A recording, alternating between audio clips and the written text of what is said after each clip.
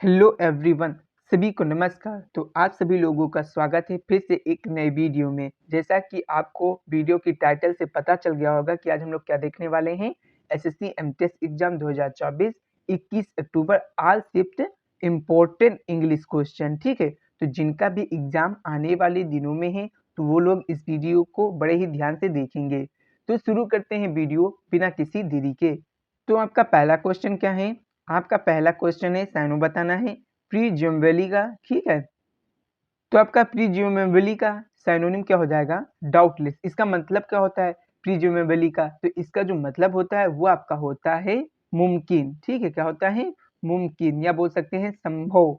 ये आपका होता है प्रीजियोमेबली का साइनोनिम। तो इसके साइनोनिम हो जाएंगे डाउटलेस, प्रोबेबली, एज्यूमेबली, लाइकली, प्रीजियोमेबली और आपका इन ऑल प्रोबेबिलिटी और आपका ऑल थिंग्स कंसीडर्ड। तो ये आपके क्या हो जाएंगे?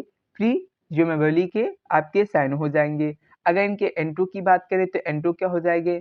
इम्प्रोबेबली मतलब असंभवता। ठीक है, इनक्रेडिबली, अनबिलीवेबली, ठीक है, इम्प्लॉजिबली, इनकंसीवेबली एंड अनथिंकेबली। ठीक है, तो ये आपके क्या हो जाते? ये आपके हो जाते प्रीजियोमेबली के आपके N2 हो जाते।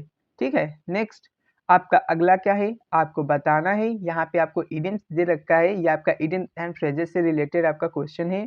बरी द हैचेट मीन्स, आपको बताना है जो यहाँ पे आपको दे रखा है बरी द हैचेट, इस इडियम्स का मीनिंग क्या होगा? तो यहाँ आपके ऑप्शन है to start a new argument, to end a disagreement and make peace, to dig a hole for planting, to hide something valuable। तो जो bury the hatchet होता है इसका मीन्स होता है आपका क्या? इसका मीन्स होता है to end a disagreement and make peace, मतलब किसी चीज को डिसएग्रीमेंट के साथ खत्म करना और शांति लाना। ठीक है, ये इसका मीनिंग होता है। तो बरी द हैचेट का मीनिंग क्या होता है आपका? ऑप्शन बी एकदम राइट आंसर हो जाएगा। और इसका और एक मीनिंग होता है कि फिर से दोस्ती कर लेना। ठीक है, ये भी इसका मीनिंग होता है। नेक्स्ट आपका अगला क्वेश्चन क्या है? आपको बताना है, यहाँ पे भी आपका इडियम्स एंड फ्रेजेस से क्वेश्चन है। आपका इडियम्स क्या देखा है?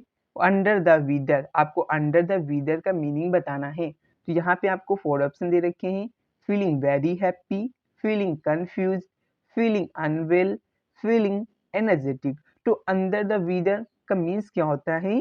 फीलिंग अनवेल, मतलब आपको सब कुछ ठीक नहीं लग रहा है, मतलब आपको कुछ भी ठीक नहीं लग रहा है। तो इसके लिए जो सुटेबल इडियम्स होगी वो क्या होगी? Under the weather. तो इसका राइट आंसर क्या हो जाएगा? आपका option C, feeling unwell. Next आपका अगला क्वेश्चन है, आपको बताना है यहाँ पे क्या? आपका correctly spell and miss spell से क्वेश्चन आ गया। आपको बताना है जो अप्रेजल है इसका आपको क्या बताना था? सॉरी, यहाँ पे आप लोगों ने देख भी लिया होगा। आपको बताना है कि अप्रेजल की इसमें कौन सी आपका ऑप्शन में एकदम राइट स्पेलिंग लिखी हुई है।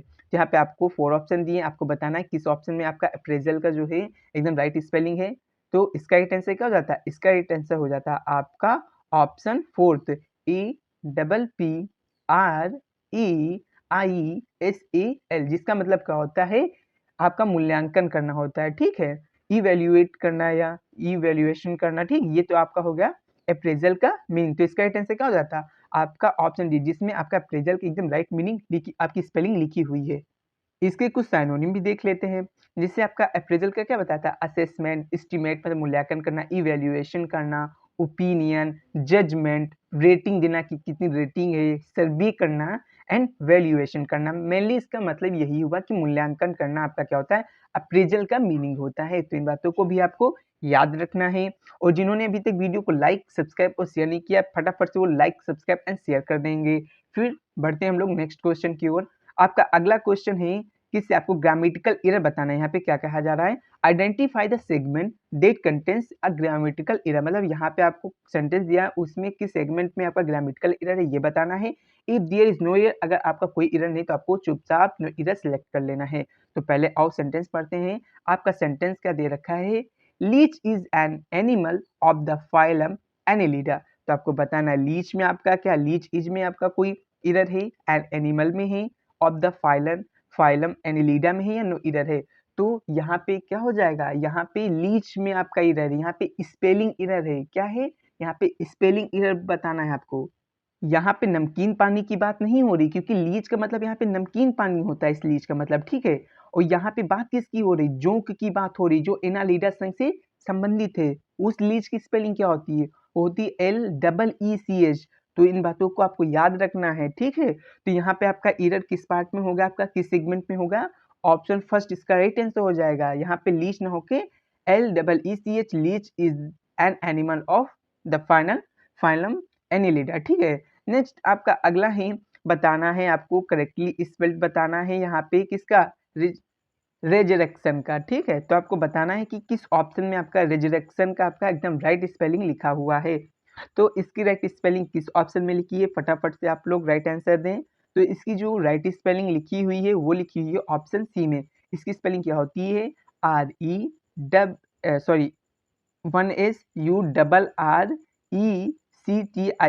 क्या होती है, RESURRECTION, रेजरेक्शन, ठीक है। इसका मतलब क्या होता है, तो इसका मतलब होता है आप बोल सकते हैं मृत्युत्थान, मतलब आप मृत्यु के जो टाइम है उससे आपका क्या हुआ, उत्थान हो गया है। तो ये होता है आपका मीनिंग रेजरेक्शन का, ठीक है। तो यहाँ पे मैंने लिख भी दिया है, यहाँ पे क्या लिखा है, पुनर्जीवन या रिवीवल, ठीक है, रिवीवल या आप बोल सकते हैं रिजरेक्शन। नेक्स्ट आपका अगला क्वेश्चन क्या है, आपको बताना है स्लोपी। स्लोपी का आपको एंटोसाइनो बताना है। तो स्लोपी मीन्स पहले होता है क्या, मतलब गंदा होता है, ठीक है, या आप बोल सकते हैं मैला होता है, ठीक है। तो स्लोपी का मीनिंग ये होता है आपका, ठीक है, गंदा बोल सकते हैं और मैला बोल सकते हैं। तो इसका आपको साइनोनिम क्या हो जाएगा आपका, केयरलेस, लापरवाह, slapdash, rash, thoughtless, negligent, reckless, irresponsible, watery, sloshy and muddy. देखो मडी आ गया, इसका मीन्स क्या होता है, गंदा होता है, ठीक है। मेसी हो जाता है, MESSY, मेसी हो गया, ठीक है। तो ये सब क्या होते हैं, आपकी स्लोपी की साइनोनिम होते हैं। अगर यहीं पे इनकी बात करें एंटोनिम की, तो एंटोनिम क्या हो जाएगा आपका, जैसे आपका हो गया केयरफुल, ठीक है, जो मतलब सतर्क है, जो लापरवाह नहीं है, dry, neat, tidy, orderly and clean. तो ये सब क्या हो जाएंगे, एंटोनियम हो जाएंगे, जिसका मतलब क्या होता है, सतर्क होना, एकदम नीट एंड क्लीन होता है, साफ सुथरा होना, ठीक है। तो ये आपके किसके हो जाएंगे, ये आपके हो जाएंगे स्लोपी के एंटोनिम। नेक्स्ट आपका अगला क्या है, यही में मैंने क्वेश्चन फॉर्मेट कर दिया है, आपको फॉर्मेशन कर दिया, आपको इसका राइट आंसर बताना है कि which of the following is the best antonym for sloppy, careful, messy, clumsy या डिसऑर्गेनाइज्ड। तो आपको पता होगा स्लोपी का क्या हो जाएगा, केयरफुल, मेसी, क्लैमजी एंड डिसऑर्गेनाइज्ड, ये आपके क्या हो जाएंगे, स्लोपी के साइनो हो जाएंगे। नेक्स्ट आपका अगला क्वेश्चन क्या है, तो आपका अगला क्वेश्चन है ज्यूरिसडिक्शन का। इसका आपको क्या बताना है, साइनो बताना है। तो ज्यूरिसडिक्शन मीन्स क्या होता है, तो इसका जो मीन्स होता है लीगल पावर, क्या होता है, लीगल पावर मतलब कानूनी अधिकार, या बोल सकते हैं आप अथॉरिटी। अथॉरिटी बोले तो न्यायाधिकरण, ठीक, अथॉरिटी। तो इसका आपका ये हो गया क्या, इसका मीनिंग बता दिया। तो इसके साइनो क्या हो जाएंगे आपके, authority, command, control, dominion, power and स्वे। ये आपके क्या हो जाएंगे, ज्यूरिसडिक्शन के आपके साइनो हो जाएंगे। यहीं पे अगर इसके एंटो की बात करें तो आपके एंटो क्या हो जाएंगे, आपके एंटो हो जाएंगे subordination, incompetency, inadequacy, inefficiency, inferiority, incapacitation, और आपका क्या है, incompetence, hopelessness, subjection, sky। That's all आपके क्या हो जाएंगे, एंटोनियम हो जाएंगे किसके, ये आपके हो जाएंगे ज्यूरिसडिक्शन के, किसके, ज्यूरिसडिक्शन के। तो इन बातों को आपको याद रखना है। नेक्स्ट आपका अगला क्वेश्चन क्या है, इसी में मैंने क्वेश्चन बनाया, आपको बताना है इसका right answer, which of the following is the best synonym of jurisdiction. तो आपका क्या हो जाएगा, स्काई, सबऑर्डिनेशन, कंट्रोल, इनकम्पिटेंसी। तो आप इजीली आंसर दे सकते हैं, इसका मतलब क्या हो जाएगा, कंट्रोल या लीगल अथॉरिटी, या आप क्या बोल सकते थे, लीगल पावर। नेक्स्ट आपका अगला है, आपको बताना है यहाँ पे प्रेज। प्रेज का आपको क्या बताना है, साइनो और एंटो बताना है। तो पहले आपको प्रेज का मतलब क्या होता है ये पता होना चाहिए, प्रशंसा करना, वाहवाही करना। तो इसके साइनोनिम क्या हो जाएंगे, तो कुछ वर्ड देख लेते हैं जो एज अ नाउन की तरह यूज होते हैं, क्योंकि आपको काफी मतलब कहीं कहीं आपको फायदा दिला सकते हैं कि कहाँ पे ये नाउन की तरह यूज होगा, कहाँ पे आपका वर्ब की तरह, ठीक है। तो जैसे आपका है एक क्लैम का मीन्स क्या होता है, आपका प्रेज से होता है मतलब प्रशंसा करना, एक्युलेट्स करना, अप्लाउज करना, ठीक है, अप्रोबेशन करना, कॉम्प्लीमेंट करना, कमेंडेशन करना, लाउडेशन करना एंड प्रोडिट करना, ठीक है। अब हम लोग देख लेते हैं इसके क्या सैनोनिम जो एज अ वर्ब यूज होते हैं। एडमायर हो गया, एडुकेट हो गया, अप्लाउड हो गया, सेलिब्रेट हो गया, कमेंड हो गया, कॉम्प्लीमेंट हो गया, इंडोर्स हो गया, एक्सटोल हो गया, हैज हो गया, ठीक है। तो ये एज एन वर्ब यूज होते हैं आपके किसके साइनोनिम, प्रेज के साइनोनिम, ठीक है। यहीं पे अगर एडजेक्टिव की तरह कौन सी यूज होती है, जैसे एक्लामेटरी हो गया, अप्रोबेटरी हो गया, अप्रूविंग हो गया, कमेंडेटरी हो गया, कॉन्ग्रेचुलेटरी हो गया, एक्सटोलिंग हो गया, लोडोएट्री हो गया, प्लोडेट्री हो गया एंड प्रेसफुल। ये आपके कैसे यूज होते हैं, आपके एडजेक्टिव की तरह यूज होते हैं, प्रेज की ये आपके साइनोनिम होंगे, ठीक है। कि यहीं पे एंटोनिम की हम बात कर लें तो एंटोनिम आपके जैसे ब्लेम करना, मतलब क्रिटिसाइज करना, ठीक है, आलोचना करना जिसका मीन्स होता है। प्रशंसा का जस्ट अपोजिट क्या हो जाएगा, आलोचना करना, मतलब क्रिटिसाइज करना, ब्लेम करना, दोषी ठहराना, सेंस्योर करना, रिप्रीहेंड करना, एडमोनिसिस करना, रिप्रूव करना, रिप्रोवेट करना, रिब्यूक मतलब गाली देना या डांटना फटकारना, रिब्यूक, चाइड, नोक्स, इंसल्ट करना, क्रिटिसाइज, डिनाउंस करना, डिक्राई करना, डिस्पैरेज करना, कंडेम करना, सेंस्योर करना एंड रिप्रीहेंड करना। ये सभी पूछे गए वर्ड हैं, इनको याद ही कर लेना आप लोग, ठीक है। अगर यहाँ पे हमने बताया था आपका नाउन और वर्ब से, तो आप लोग फटाफट से ये बताइए कि आपका इफेक्ट और इफेक्ट में क्या डिफरेंस है, ठीक है। इफेक्ट वर्सेस इफेक्ट, फटाफट से आप लोग इसका आंसर दीजिए। तो आप लोग क्या बताएंगे, ये आपका इफेक्ट एज अ वर्ब की तरह यूज होता है, किसकी तरह, वर्ब की तरह, ठीक है। और यहाँ पे जो इफेक्ट है ये कैसे यूज होता है, आपका एज अ नाउन की तरह यूज होता है। तो इन बातों को याद रखना क्योंकि इनसे कई बार पूछा जा चुका है क्वेश्चन। नेक्स्ट आपका अगला है डिलीजेंस। डिलीजेंस का आपको साइनो एंटो बताना है। तो डिलीजेंस मीन्स आपको पहले पता होना चाहिए, परिश्रम या बोल सकते हैं आप लगान, लगन सॉरी, ठीक है। इसका मतलब क्या हो सकता है, आपका डिलीजेंस का मतलब होता है आपका परिश्रम या लगन। या आप क्या क्या बोल सकते हैं, आप बोल सकते हैं शेड्यूलिटी, शेड्यूलिटी क्या बोल सकते हैं, शेड्यूलिटी बोल सकते हैं, या स्पिट बोल सकते हैं, या आप बोल सकते हैं इंडस्ट्री, आप बोल सकते हैं परसिस्टेंस, इफर्ट, एप्लीकेशन, एसिडिविटी, ठीक है, पजी परसिवरेंस बोल सकते हैं। और आप क्या क्या बोल सकते हैं, मैस बोल सकते हैं, मैस, ठीक है। और आप क्या बोल सकते हैं, हर्टीनेस बोल सकते हैं। और इसमें क्या क्या है, आप बोल सकते हैं अटेंटिवनेस बोल सकते हैं, केयरफुल बोल सकते हैं, और कंसाइंशियस बोल सकते हैं। तो ये आपके क्या हो गए, ये आपके साइनोनिम हो गए किसके, डिलीजेंस के। इसका मीन्स अभी क्या बताया था आपका, मैंने बताया था आपका लगन या बोल सकते हैं परिश्रम, ठीक है। तो आपको भी लगन से मेहनत करनी है और आपको सफल होना है। आपका एंटोनियम का हो जाएगा डिलीजेंस का, तो हो जाएगा carelessness, laziness, indifferent, good for nothing, dilatory या इनकॉन्सिक्वेंट, ठीक है। जिसका मतलब क्या होता है, लापरवाही करना या आपका मन ना लगना किसी काम में, ठीक है। ये आपके हो जाते हैं किसके, तो आपके हो जाएंगे डिलीजेंस के एंटो। नेक्स्ट आपका अगला क्या है, आपको बताना है यहाँ पे इडियम्स एंड फ्रेजेस देखें इसका मीनिंग। जैसे आपका है टू बी ऑन क्लाउड 9, ठीक है। तो इसका मीन्स क्या होता है, एक्सट्रीमली हैप्पी। आप लोगों को कमेंट करके बताना है कि on the cloud face, on the cloud face कोई इडियम्स एंड फ्रेज है या नहीं। अगर है तो उसका आप लोग मीनिंग कमेंट करके बताएंगे ऑन द क्लाउड फेस का, ठीक है। अगर होगा तो आप लोग कमेंट करके बताएंगे, इसका मीनिंग नहीं होता है कोई बात नहीं।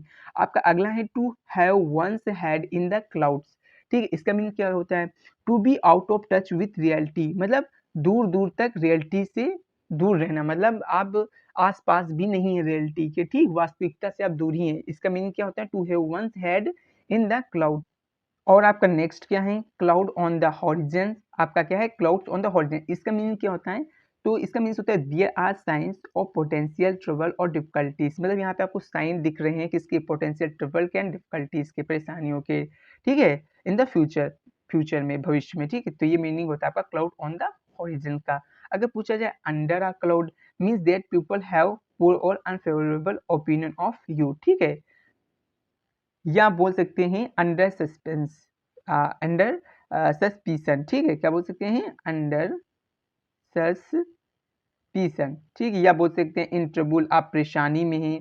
या आप क्या बोल सकते हैं, या आप बोल सकते हैं और आउट ऑफ फेवर, मतलब आप फेवर से क्या है, बाहर हैं, आपके फेवर में कोई नहीं है। तो ये आपका मीनिंग होता है क्या, ये आपका मीनिंग होता है अंडर अ क्लाउड। अगर पूछा जाए पाई इन द स्काई, इसका मीनिंग क्या होता है, तो इसका मीनिंग होता है means something that is promise और plan but is unlikely to happen, ठीक है। जो प्लान की गई हो पर वो अनलाइकली टू हैपन, जो होने में असंभव लग रही हो, उसके लिए हम क्या यूज कर सकते हैं, pie in the sky idioms use कर सकते हैं। आपका है ब्लू स्काई, इसका मीनिंग क्या होता है, a informal way of ending a letter that means you have all will go well in the future, ठीक है। ब्लू स्काई मतलब होता है आपकी आशा है कि सब कुछ अच्छा होगा फ्यूचर में, ये आपका मीनिंग होता है ब्लू स्काई इसका। नेक्स्ट है आपका रेन ऑन समवन्स पैरेड, तो इसका मीनिंग क्या होता है? To prevent someone from enjoying, मतलब आप किसी के मजे ले रहे थे, उसमें आपने क्या किया है? दखलंदाजी कर दी है, उसके मजे को बंद कर दिया है, तो ये मीनिंग होता है रेन ऑन समवन परेड। आपकी इडियम्स आ गई, सबसे इंपॉर्टेंट इडियम इन द डोल्ड्रम्स, इसका मीनिंग बताना है। तो इसका मीनिंग क्या होता है? इसका मीनिंग होता है to be in a period of sadness, boredom और लैक ऑफ एनर्जी और एंथुजियाज्म, ठीक है। तो इसका मीनिंग क्या हो गया? इसका मीनिंग है आप सैडनेस के पीरियड में हैं, या आपके पास क्या है? आपके पास एनर्जी नहीं है, ठीक है। तो ये मीनिंग होता है इन द डोल्ड्रम्स, ठीक है। तो आपका नेक्स्ट क्या है? वन वर्ड सब्स्टिट्यूशन से ही यहाँ पे आपको किसका वन वर्ड बताना है? अंडरलाइन पार्ट का बताना है। तो what is the term for a member of a tribe that moves with its animal from place to place? तो आपको बताना है कि जो ट्राइब के मेंबर होते हैं वो मूव करते हैं, गमन करते हैं एक स्थान से दूसरे स्थान पर इट्स एनिमल, अपने जानवरों के साथ। उसे क्या बोलेंगे? क्या बोलते हैं? नोमैड बोलते हैं, या आपका क्या बोलते हैं? सेटलर बोलते हैं, या फार्मर बोलते हैं, सिटीजन बोलते हैं। तो आप लोगों ने तो आंसर देख ही लिया है, तो इसका राइट आंसर क्या हो जाएगा? नोमैड बोलते हैं, ठीक है। जिसका मीनिंग क्या होता है आपका? खानाबदोश या बोल सकते हैं घुमक्कड़ बोल सकते हैं, या आवारा बोल सकते हैं, ठीक है। नेक्स्ट आपका अगला है विच of the following is the correct spelling of the word that means the act of performing. तो मेनली आपको यहाँ पे परफॉर्मेंस की क्या बताना है? राइट स्पेलिंग बताना है कि किस ऑप्शन में है। तो किस ऑप्शन में? फटाफट से आप लोग राइट आंसर दीजिए। तो इसका राइट आंसर हो जाएगा क्या? आपका ऑप्शन बी, परफॉर्मेंस, PERFORMANCE, जिसका मीनिंग क्या होता है? द एक्ट ऑफ परफॉर्मिंग, किसी चीज के परफॉर्म करने की क्रिया को हम परफॉर्मेंस बोलते हैं, ठीक है। आपका अगला क्या है? विच of the following is correctly spelled? आपको यहाँ पे ऑडियंस, ठीक है, जो श्रोता होते हैं उनकी आपको क्या बताना है? करेक्ट स्पेलिंग बताना है कि किस ऑप्शन में है। तो फटाफट से आप लोग राइट आंसर कमेंट कीजिए कि ऑडियंस का आपका करेक्ट स्पेलिंग किस में है। तो ऑडियंस की जो करेक्ट स्पेलिंग हो जाएगी वो किस ऑप्शन में हो जाएगी? वो आपकी हो जाएगी ऑप्शन थर्ड में। क्या होती है? AUDIE, क्या होता है? DIENCE होता है, ठीक है। नेक्स्ट आपका अगला क्वेश्चन क्या है? आपका अगला क्वेश्चन है identify the error in the following sentence. तो आपको बताना है निम्नलिखित सेंटेंस में आपका कहाँ पे क्या है त्रुटि, ये बताना है। तो I would like to finish this project later than my deadline. तो कहाँ पे एरर है? लेटर में, देन में, माई में, या फिनिश में? तो आपकी एरर है लेटर में, ठीक है। अगर आपके डेडलाइन की बात होती है तो आपको उस काम को उसी डेडलाइन के अनुसार करना होता है, या उससे पहले करना होता है, ठीक है। उसके बाद में काम नहीं करना होता है डेडलाइन के लिए। तो यहाँ पे आपका राइट आंसर हो जाएगा आपका लेटर। तो मैंने यहाँ पे डिस्क्राइब भी कर दिया है कि the phrase later than my deadline is illogical. क्या है? इलॉजिकल बिकॉज डेडलाइन से represent the latest acceptable time to complete something, ठीक है। डेडलाइन क्या प्रेजेंट करती है कि आपने क्या किया, डेडलाइन को आपने एक्सेप्ट किया है कि उस काम को मैं उससे पहले या उतने टाइम में कर दूंगा। तो you can not finish something after the deadline, ठीक है। मतलब आप लेटर का यूज नहीं कर सकते हैं, आप यहाँ पे क्या यूज करेंगे? बिफोर का यूज करेंगे, ठीक है। नेक्स्ट आपका अगला क्या है? Identify the segment that contains a grammatical error. If there is no error select no error. अगर आपका कोई गलती नहीं तो आप लोग फटाफट से नो एरर सेलेक्ट कर लेंगे। तो यहाँ पे आपका है दिस चीज is vastly superior than the other. तो कहाँ पे है? दिस चीज में ही इज वास्टली सुपीरियर में एरर है, या देन द अदर में है, या नो एरर है?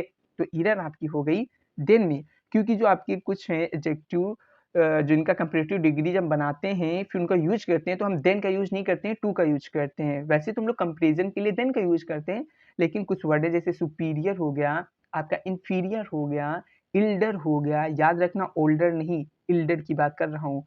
इल्डर हो गया, सुपीरियर हो गया, प्रायर हो गया, तो इनके लिए हम क्या यूज करते हैं? टू का यूज करते हैं, ठीक है, देन के बजाय।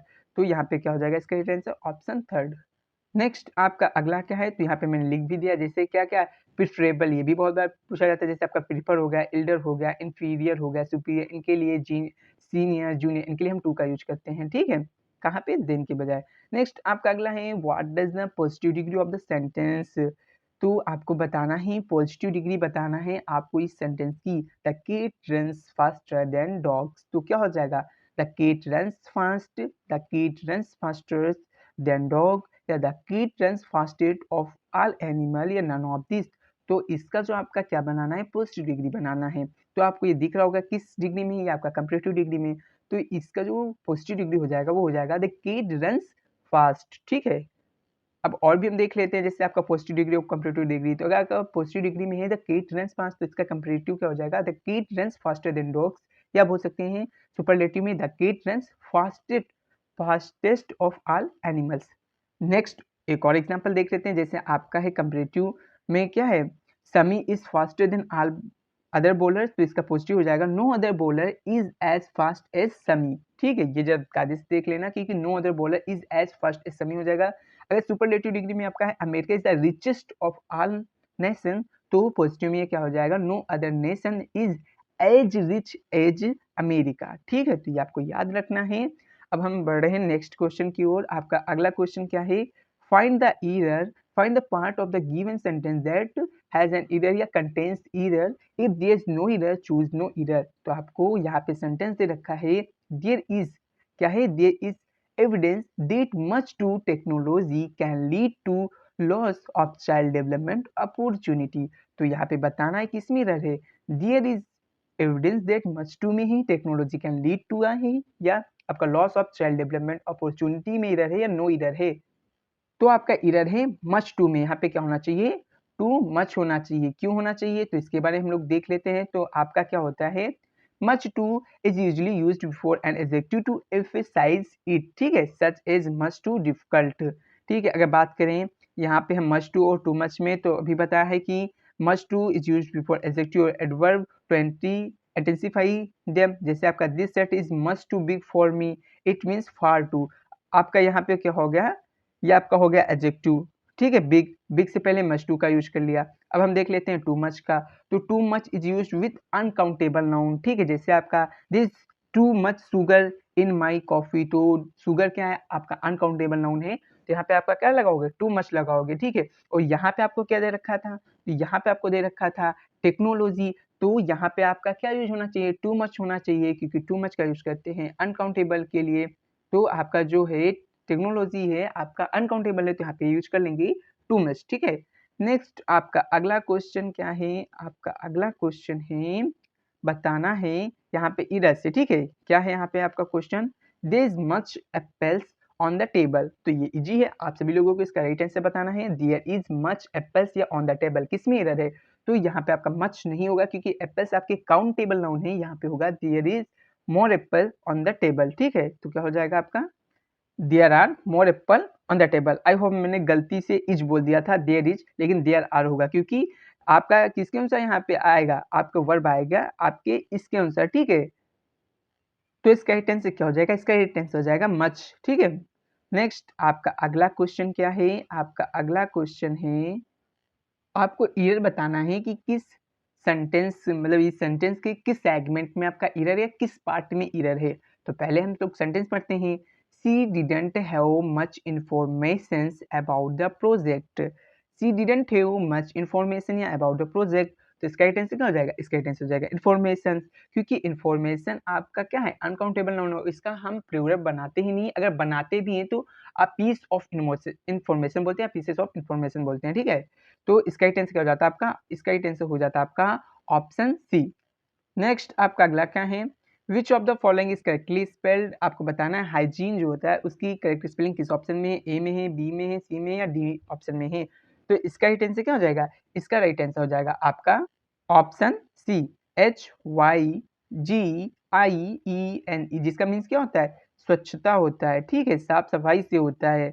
तो आप लोगों ने हाइजीन बहुत सुना होगा किसमें, कोरोना पीरियड में, ठीक है। तो ये होता है आपका हाइजीन, जिसका मतलब क्या होता था, सैनिटेशन होता था। अगर इसके सैनों की बात कर लें तो आपका क्या हो जाएगा, सैनिटेशन, क्लीननेस हो जाएगा, डिसइंफेक्शन हो जाएगा, स्टेरिलिटी हो जाएगा एंड हाइजीनिसिस हो जाएगा, ठीक है। आपका अगर नेक्स्ट क्वेश्चन है कि आपको बताना है, इडियम्स दे रखा है, ये आपका किससे, इडियम्स एंड फ्रेजेस से। आपको बताना है hold someone's feet to the fire, इसका आपको क्या बताना है, मीनिंग बताना है। तो to comfort someone in difficult times, या to hold someone accountable or pressure them to take responsibility, to help someone achieve success, या to give someone a second chance।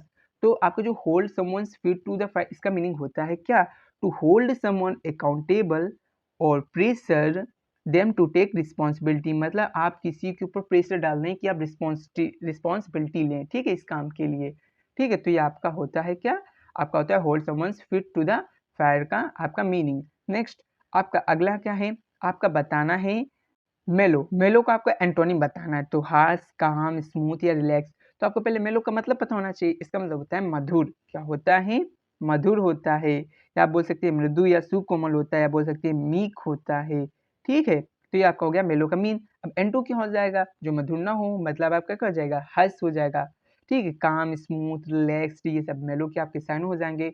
तो फटाफट से हम लोग देख लेते हैं मेलो के साइनो। तो साइनो क्या हो जाएंगे, ripe, mature, matured, full flavoured, full bodied, Lucius, sweet, delicious and soft rich. तो ये सब क्या हो जाएंगे आपके मेलो के, आपके हो जाएंगे साइनो, जिसका मतलब होता है कोमल, मधुर, ठीक है। एंटो की बात करें तो आपका हो जाएगा हार्ड, इमेच्योर, रा एंड ग्रीन। तो ये आपके हो जाएंगे मेलो के आपके एंटो। नेक्स्ट आपका अगला क्या है, आपका अगला है क्वेश्चन बताना है, what does the idioms in the doldrums means. आपको इडियम्स का मीनिंग बताना है। तो आपके ऑप्शन है to be feeling very energetic and active, to be in a period of stagnation or depression, to be traveling to an exciting destination, to be working hard on a new project। तो इसका meaning क्या होता है, तो आपका जो in the doldrum होता है, to be in a period of stagnation और डिप्रेशन। तो इसका राइट आंसर हो जाएगा आपका ऑप्शन बी, ठीक है। नेक्स्ट आपका अगला क्या है, तो इसी के साथ आपकी वीडियो समाप्त होती है। अगर आपको वीडियो अच्छी लगी हो तो लाइक करें, सब्सक्राइब करें एंड शेयर करें, और पीडीएफ लेने के लिए डिस्क्रिप्शन में दी गई टेलीग्राम के लिंक पे क्लिक करके ज्वाइन करें।